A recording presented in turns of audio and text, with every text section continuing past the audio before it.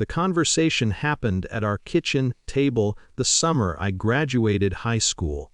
My college acceptance letter was still open in front of me. I had been talking for 10 minutes about tuition, financial aid, housing. I wasn't asking for everything. I just needed help closing the gap. My parents listened quietly. Then my father leaned back in his chair and said something that sounded thoughtful at the time. "You're an adult now. It's time to be independent." My mother nodded in agreement. She explained it gently, almost proudly. Struggle would make me stronger. Loans would teach responsibility. They believed helping too much could weaken a person. I remember sitting there, trying to understand if this was truly about money or something else. But I didn't argue. I left the table with the clear message my education would be my responsibility. A year later, my sister got into college. The house turned into a celebration. My parents toured apartments with her near campus. My father paid her tuition deposit the same week she got accepted. My mother bought her a new laptop, bedding, even helped decorate her dorm room.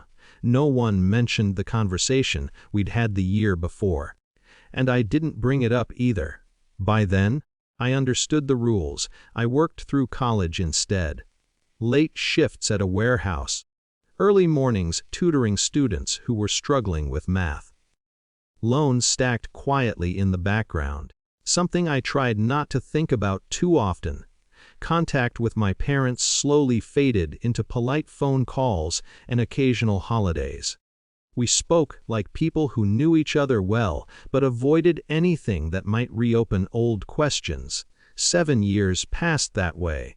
My life didn't become extraordinary. It just became stable. After college, I built a career in finance and eventually joined a foundation that funded educational programs and community events. The work was steady, quiet, meaningful in a way I hadn't expected. Then one day my sister sent me a wedding invitation. For several days it sat unopened on my desk. Part of me thought it would be easier not to go. But another part of me felt curious about what it would be like to return after so much time had passed. So I went. The wedding was held at a renovated countryside estate, high ceilings, glass walls, gardens lit with soft lights. It looked expensive but tasteful. Relatives greeted me with mild surprise. "Oh, you're here." Not unfriendly, just uncertain. During the reception, my parents approached me. For a moment, none of us spoke. 7 years creates a strange kind of distance. You know someone's history but not their present. My mother finally smiled. "It's nice having everyone together again." My father glanced around the room before looking back at me. "I don't know how to explain it," he said slowly. "But today feels like something's missing." I wasn't sure how to answer that. Before I could respond, another voice interrupted. "Wait." My sister's fiancé had turned toward us, his face suddenly tense. "Please," he said quickly. "Just don't say anything else."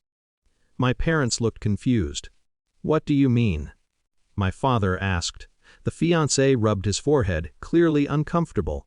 "I met you a few weeks ago," he said to me. My parents frowned. "That can't be right." He shook his head. "When we were finalizing the venue funding," he explained. "That got their attention," he continued carefully. "The grant that helped us secure this place came through the foundation you work for." My mother blinked in surprise. "Foundation?" He nodded toward me. "They approved the support that helped cover part of the wedding." Silence settled over the group. Music played somewhere behind us. Guests laughed near the dance floor.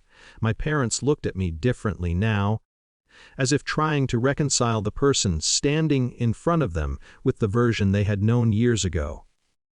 The fiancé spoke again, quietly. "I didn't realize you were family." Just then my sister walked over, noticing the strange tension. Her eyes moved between us as she slowly understood what had been said. "Oh," she murmured. Not pride, not embarrassment, just realization. No one asked me for an explanation, and I didn't offer one. After a few minutes, I stepped outside onto the terrace.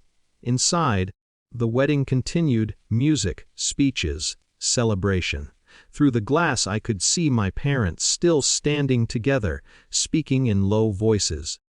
For years they had said independence was something I needed to learn. Now it was standing quietly in the room with them. And for the first time, it seemed like they finally understood what it meant.